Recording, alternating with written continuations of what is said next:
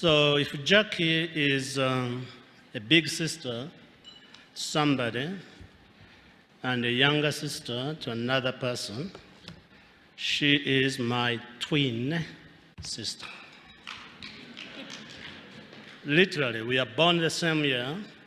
She came out first, I came out in September. 1970, the best year you can think about. When Jackie spoke yesterday, I was here, and she honored our dear friend, Honorable Karema, who passed away recently, a figure that every Ugandan knows. If there's a Ugandan who doesn't know, then we need to send them with our friends to Kenya or to Tanzania. Just yesterday, last night, we lost another Ugandan who I would like us to honor, who defined philanthropy for those of us who were born in Kanungu. Musinguzi Garuga was not only a gentleman and a businessman, he was a philanthropist. Those of us, again, who were born in 1970, were born to a man who built schools, who sheltered, created businesses, and made more billionaires in Kanungu than anyone else I know. So please, bear with me, stand up, and we respect for 1 minute this amazing man.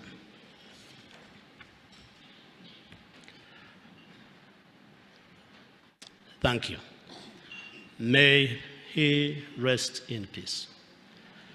Thank you, thank you, thank you. Now, it is hard to shift from a loss to an inspiration speech at a conference full of people who are already inspired, but whose jobs are to go out every day and inspire people. So when Jack asked me to come and talk about local philanthropy in Uganda, I thought I was going to be met by people on the streets, those who have never done it. Then I walked in yesterday and everyone has made a difference already. And then she gave me a session at the end when everybody's tired, they're thinking where they're going to go. But here we go, ladies and gentlemen. You've had inspirational speeches, you've had qualitative research, you've been spoken to, you have been fed, your stomachs are full, and now, oh, thank you, thank you, thank you. I can't stand in one place. Jackie knows I have ADHD, so I can't stand in one place, I will move around. You've been fed, and now my task is just to kusijiriza in Nyankole Ruchiga. Just smear the last lotion as you go out. But in order to do that, since you've heard so much, I'm going to focus it on me. Because you've heard from everybody else. I didn't go ChatGPT and Googled how to speak to you, or Googled a speech. So what you see is what you get. That's the Jackson Jackie is telling you about. I was born and raised in a tiny village in Uganda, in Nyaka, Kanungu district, ladies and gentlemen. When you think of giving, my giving was born the day Mom gave birth to me. Last born of 5 children, our grandfather, Stephen Rukwira, was the man who started the Seventh-day Adventist church in that region. Some of you call it Nchwanga. That Stephen Rukwira, my grandfather, didn't know even the word philanthropy or the word giving. He demonstrated giving. If you were sick and crowed your last breath at Stephen Rukwira's house, you go to the hospital, he paid your bills, and he sent you home before even he knew what your name was. That's my grandpa. My grandma, on the other side, who is the mother of my father, was a forward teller. You came and you are from an embassy, and she will tell you there is a car standing at your embassy right now waiting to take you home, and its color might be white. That was my grandmother. Whatever she made, she gave it away. She didn't know the word philanthropy. Those are the people who raised me from the grandparents. Then came my mom and my dad, who never went to school, who can't speak a single word in English, who decided that 5 of their children, girls and boys, will all get education in this patriarchal society of ours called Uganda. Thank you. First of all, my father was so brave to marry an older woman, something people in my village never did. But he knew I married this woman, she's going to give me, first of all, handsome children and beautiful girls. Number 2, she's going to teach me things I might not know. So he moved from Nyaka to Kanungu near my grandparents, because my grandparents knew the value of education. And so they sent us to school. Poor economically, rich in their hearts. Ladies and gentlemen, 1974, when I started school, my parents didn't have enough chickens to sell because I was the last one. Land was already gone. Goats were already gone. Cows were already sold. Jackson, the last born, needed to still go to school, and they didn't have money. But Jackson was also the stubborn kid in the house who started running away at 3 years of age, following my sisters to go to school. What I was looking for, I don't know. Maybe it was the uniform. Maybe it was mathematical problems they did. I started running behind my sisters, going to school. Dad and mom decided this boy has become too stubborn, he's going to die. Let's just send him to school. But he didn't send me until he made an agreement. Grown-up man sat down with me and said, Jackson, I'm going to send you to school. If you ever fail an exam, you will never go back. You know the exams? P1, P2, P3, end of the year. He made me swear, if I fail, I can't go back. And that day I went to school. Since I'm standing in front of you, ladies and gentlemen, I have never failed an exam in my life. Think of trauma, mental health, I need to go to that box. When I'm even taking a driver's license in New York City, the voice of Mr. Eric Kaguri is behind me saying, you fail, you can't go back. 54 years later, he's still traumatizing me. I thank my father. I love my father. My father is still alive, ladies and gentlemen. My mom passed away at 94 years old. But these 2 people decided Jackson is going to go. We don't know. How do we go about it? I needed a pencil to be able to show up at school.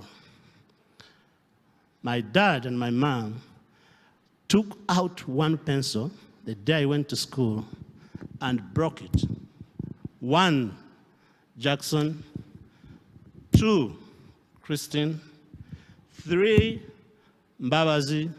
4, Frank. 5, Faida. For a 1/5 of a pencil, ladies and gentlemen, I walked 7.5 miles every single day to 5 different primary schools to complete primary.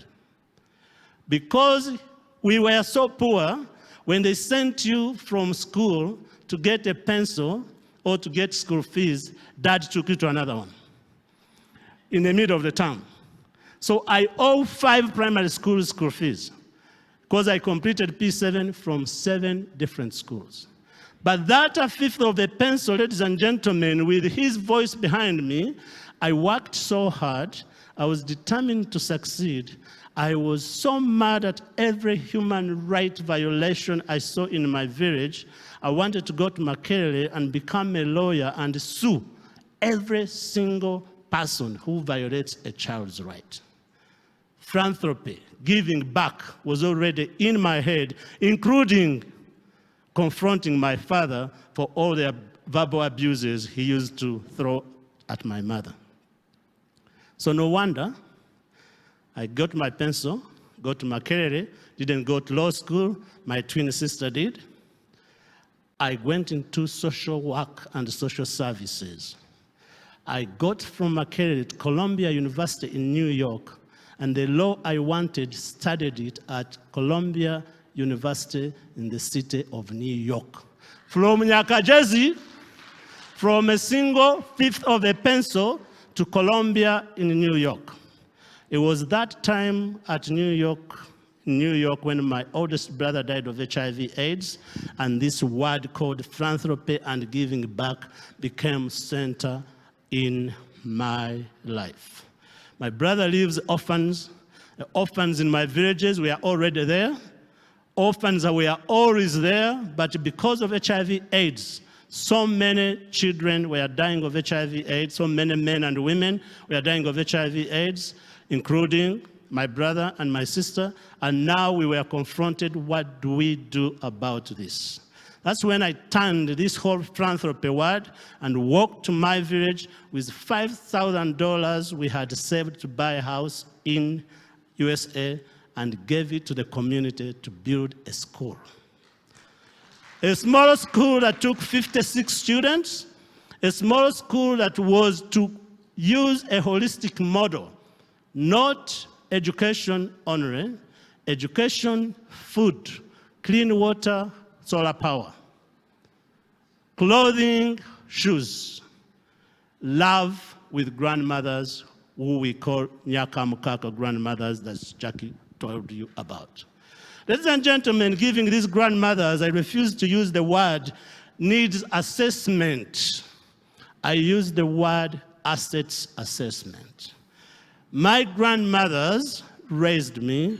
There was no way I was going to build an orphanage when I know women in my village can give all the love and the respect and the dignity to the children they love. In my 54 years of age, ladies and gentlemen, I've met one person from Germany who told me they didn't like their grandmother. The rest of the people I have met, and I've met many, I've been on every continent, I've ran marathons, I went to Columbia, I went to Harvard, I've taught at Michigan State, I'm a Salongo, I travel every other week. Nobody hates their grandmother. If we have one here, ladies and gentlemen, let me know. I give you a book. Grandmothers have a special way of loving you and making you feel you are the only person they love more than any other child. Only to find out they love every child the same way. So there's no way I was going to build a school and have teachers tell students what to do, then they go home and be accused of stealing bananas and stealing sugar canes, when I know grandmothers will welcome them home, kiss them, feed them, send them to school the next day. Ladies and gentlemen, I took philanthropy and giving seriously and created a movement of women from 10 women 24 years ago to 23,000 women today who are all business owners. These women were not given charitable dollars. These women were given an investment, $20 to $1,000, and now they have created their own bank, Nyaka Microfinance. Has no debt, financed by the baskets we took to United States, we took to Mexico. Now these are all entrepreneurs. These women are raising 96,000 children in their homes. To be a grandmother within Nyaka, you must be raising children, yours or somebody else's. Whenever I go and speak, people say, Jackson, how do you do all of that? I have witnesses. Christine Singwire, stand up for a minute. There is our country director, ladies and gentlemen. She knows what to do. She wore the yellow jacket. Yellow means something in Uganda for our Kenya friends and Tanzania. That's the president's color. Christine Singwire is our country director. She's the country director here with 126 employees, between Chibuli to Nyaka, Kanungu, to Rubanda, to Chiga, to Rukunjiri, and now we have signed an agreement with the Ministry of Gender and Community Development to take this model, locally led model, by investors in grandmothers, not beneficiaries, stakeholders in the villages to come and teach Mpigi near Kampala, where we have partnered with Child's Eye Foundation and replicated the model already. This same model is not scientific, it's not out of the way. Somebody said common sense is not common. How can we leave the women who fed us, who give us so much, and go to hire experts from Washington, D.C. to come and lead us in our communities? For me, I'm not sad USAID closed. I'm actually happy they did. USAID closed. UNICEF is in this country. Somebody from UNICEF? I will still say what I want to say. Save the Children. When we go back 50 years of these organizations, where is the impact over these years? I can point out in this room and tell you, Hillary, who started in our school, is the doctor at Masaka Referral Hospital. I'll take you to my village and show you his 115-year grandmother who Hillary now cares for. I'll take you and show you 487 graduates, degree, diploma, certificate, who are now working philanthropists, if we want to use that word, who are going back and building small houses, who are going back and clean grandmothers' houses, who are going back during COVID when experts all left the country because they were scared of COVID, and Hillary left Masaka Hospital and went to our hospital. We built one and took care of children every single day. So I give not because I have so much, I give because I was given. To go to Makerere University, somebody didn't tell me how long I have to speak. Maybe you didn't win, you didn't warn them how far. I can talk the whole day. To be able to do this, ladies and gentlemen, it was a community work. Men and women dug the foundations for schools. Men and women climbed on the roof to put on solar power. To do this, we had to work with the local people in their local houses. The private sector in Uganda has partnered. Moses, who is here, runs marathons more than me. He ran Comrade. That's 90 kilometers. I ran 26 and I can't do anymore. He runs 90. Jackie started the walks. I've known Jackie before she had children, before she started Civil Source. We go way back. She started walks that have continued to go. I have said to NGOs in Uganda, stop being selfish. Give. You meet the ambassador in Mexico, share that contact with your friend. Serve on other boards. Don't just serve your organization. I serve on the Global Giving, which is the mother of Giving Tuesday. In Juba, I'm the chair of the board for Njuba. I saw somebody from Njuba here today. I am on the Uganda Water Project. I give time, I give resources, I give my body, I give my words. I write books, not to make money, but to enrich other people's lives. Our children now are authors because they can touch and feel an author, because they can see a grandmother dressed like the one at home in a book. Then they aspire now to do the same thing. Ladies and gentlemen, giving of us. Giving is not limited to Jackie, is not limited to Moses. Giving is for all of us.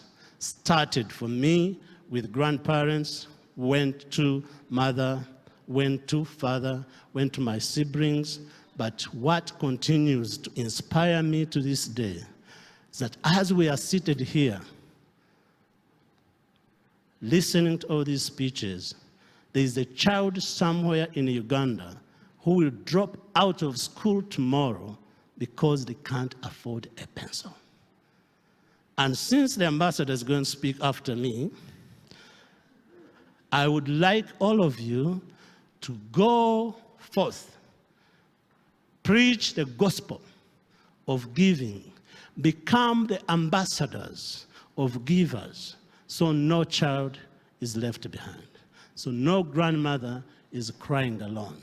If I can do it from Kanungu with a fifth of a pencil and go to Harvard and turn around, you can do it 100 times better.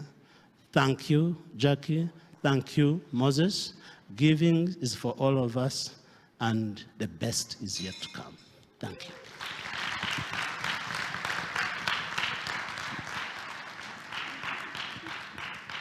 And you take a book for your interpreting. Thank you so much.